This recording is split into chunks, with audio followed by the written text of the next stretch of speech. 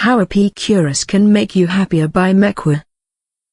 The ancient Greek philosopher Epicurus can make you happier. This is a bold claim, but it is quite justified in my view. How, then, can an ancient Greek man who lived around 300 BCE enhance your life today for the better? The American founding father Thomas Jefferson, among other famous figures, found it worked for him. Maybe it'll work for you too. I'll give a brief overview of Epicurus' amazing philosophy of happiness, in modern language, and hopefully show that it is every bit as fresh and relevant today as it was back then. First of all, what is happiness? Contrary to popular belief, it's not about being super rich, having the best house, the best car, the best gadgets, the best job, or the best looking body. Rather, natural happiness is that sustained state which effortlessly arises when the mind is free from disturbance and the body is free from feelings of pain. In short, it comes from having a healthy mind in a healthy body, which are both tightly interconnected. The mind and body are one. The hallmark of a healthy mind is a sustained state of imperturbability, that is, a robust sense of inner peace derived from mental strength and fortitude, unshakable by whatever life may throw at you. This sense of unshakable mental bliss can be cultivated by practicing various mental exercises. One important exercise is to identify your desires and wants, and identify your basic human needs. Survival is the bedrock of your life, so your survival needs, food, water, shelter, and so forth, come first. As well as your survival needs, important needs to aim to satisfy to achieve a deeper happiness include positive friendships, freedom and protection from too much trouble, and being able to think clearly. The desire for these things are both natural and necessary to move towards happiness. Other desires, such as the desire for luxury, wealth, expensive food, sexual fulfillment, and so forth, are also natural, but these are not strictly necessary for that deeper form of happiness. If you can get these things, great, but watch out, you may need to moderate these desires so they don't rob you of your deeper inner joy. If these things elude you, no need to stress, it's far more important to obtain that natural form of happiness by satisfying your basic human needs, particularly, good friends, enough freedom and security, and the ability to think clearly. As far as money is concerned, then, you really only need enough to survive and satisfy these primal human needs in order to obtain lasting happiness. You can be relatively rich or poor, it makes little difference either way. The real goods to be obtained relatively cheaply, although having wealth and enjoying luxury is also an option, but not something to be overly stressed over. As Alander Botten put it, happiness may be difficult to obtain. The obstacles are not primarily financial. Some other desires are negative, not natural and not necessary for happiness, and are due to false opinions about what makes you happy. Pursuing these tends to make you less happy, not more. These include the desire to one-up people for its own sake and come out on top, to control people through having power over them as a substitute for having your own inner joy, and to be widely admired or famous for its own sake. Think of all the rich celebrities today whose lives are anything but content. Is that really something to aim for, or to be envious of? To these, we could add addictive desires for drugs, including the legal ones, such as tobacco or alcohol, keeping up with the Joneses, and a desire to seek happiness in romantic love as a substitute for being happy with yourself. These desires are based on delusions about happiness, false beliefs, and can be eradicated with a bit of self-discipline, by thinking clearly about what you really want and need and how life works. To obtain such happiness, it's important to develop various strengths of character, and to strive to overcome weaknesses of character which rob you of your happiness in life. The most important trait to cultivate is prudence. Prudence means the ability to see ahead, to take the long term rather than a short term focus, and to use clear thinking to work out what's in your genuine best interests. It does not mean being overly cautious, or avoiding taking healthy risks, but rather working out what is best for you in the long term. Cultivating prudence frees you from fear of the future, allowing you to be more happy and content in the here and now. It also has economic and financial advantages, being one of the primary traits of the financially successful. Prudence is the opposite of stupidity or folly. Out of prudence comes the necessity to cultivate other strengths of character. Self-control is important, in order to regulate the desires as mentioned earlier, and is the opposite of giving in to self-destructive desires which rob you of your long-term happiness.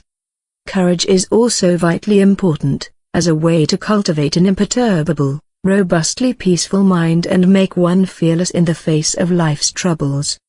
Finally, living with a measure of justice is important, to avoid the fear of being caught doing something condemned and having the wrath of others come down on you.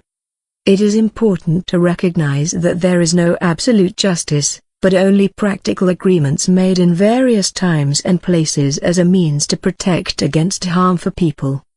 Recognizing the relative nature of justice frees us from unnecessary anger which can spoil and poison the joy of life. This view of justice is based on the theory of the social contract, and it leads on to another important idea, a modified version of the famous Golden Rule. The modified version is neither harm nor be harmed, not as some kind of commandment, but as a personal commitment to enhance your own joy of life. That is, preventing other people from harming you is every bit as important as avoiding harming other people, if you are to live well and justly. Letting other people harm or exploit you is every bit as unjust as harming another person. However, do not fall into the trap of expecting too much from others in terms of justice. They are only human, and remember that not everyone is your friend. Friendship has to be cultivated with some degree of effort. These four strengths of character, prudence, self-control, courage, and justice, are to be practiced instrumentally, as means to the end of achieving personal happiness, and not to be held out as good in themselves when they don't lead to happiness. Experience is the touchstone as to how far to take them. Other strengths of character are needed too. For example, being a good and trustworthy friend is vital to attaining good friends, one of the basic human needs, which is even considered an immortal good as it helps to overcome the fear of death. It is important to reject false and unsubstantiated religious beliefs which rob you of inner peace. It helps to recognize that all human knowledge comes from experience and instinct. One such negative and destructive belief is the kind of God who gets angry and seeks to punish you in some kind of hell for being bad, or of the karma which does likewise. There is no evidence for any of this. If there is nothing after death, this is not a bad thing. It means no suffering after death, and no fear of punishment from supernatural forces, and no need to fear them. You can help to overcome the fear of death by seeing it as a natural part of life. The atoms which make up your body come apart, and your body dissolves into the elements. There is no pain after death, and no evidence to suggest otherwise, and you are not there to witness it. You no longer exist. Being dead is no different to what it was like before you were born. There is no need to believe in any kind of afterlife to overcome the fear of death. After self-discipline, it is sufficient to overcome the longing for immortality, as another negative desire which can be rooted out of your mind. Moreover, it's important to cultivate the attitude that real happiness, through inner strength, can be achieved, in this lifetime, and it's the most valuable thing you can possess, better than money or gold, better than sex.